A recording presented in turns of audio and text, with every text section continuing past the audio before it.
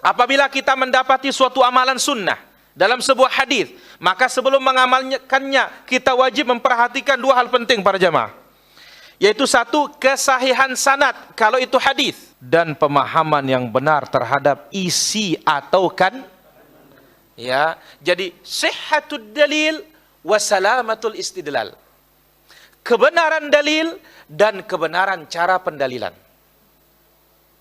Ini baru bisa diamalkan.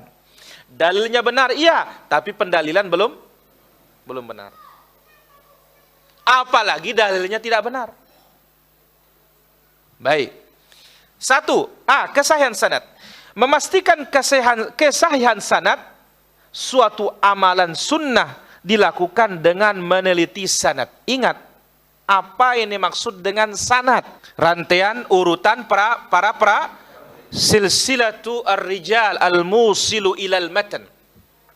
Ya, mata rantai perawi atau urutan para perawi yang menyampaikan kita kepada isi dari hadis. Maka itu namanya apa?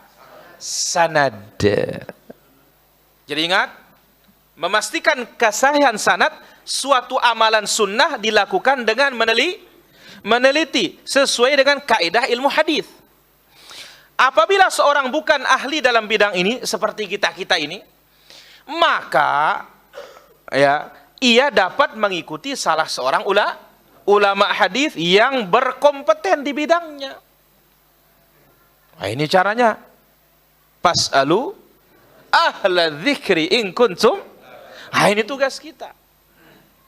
Syekh Zakaria bin Muhammad Al-Ansari rahimahullah menerangkan bahwa orang yang ingin berdalil dengan hadis, baik yang berasal dari kitab sunan maupun musnad, kitab sunan maupun musnad, baik yang berasal dari kitab sunan maupun musnad, hendaklah melakukan dua hal berikut ini.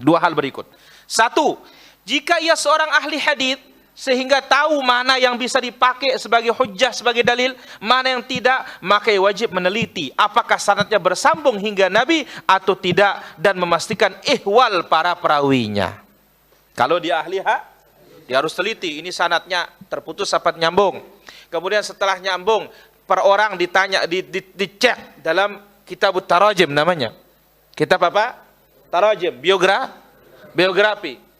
Ya, sebagaimana kitabnya Al-Imam Ibnu Hajar rahimahullah taala Taqribut Tahdzib, kemudian Tahdzibul Kamal Imam Al-Mizzi rahimahullah taala, ya, kemudian kitabnya Imam Al-Bukhari rahimahullah taala Tarikhul Kabir.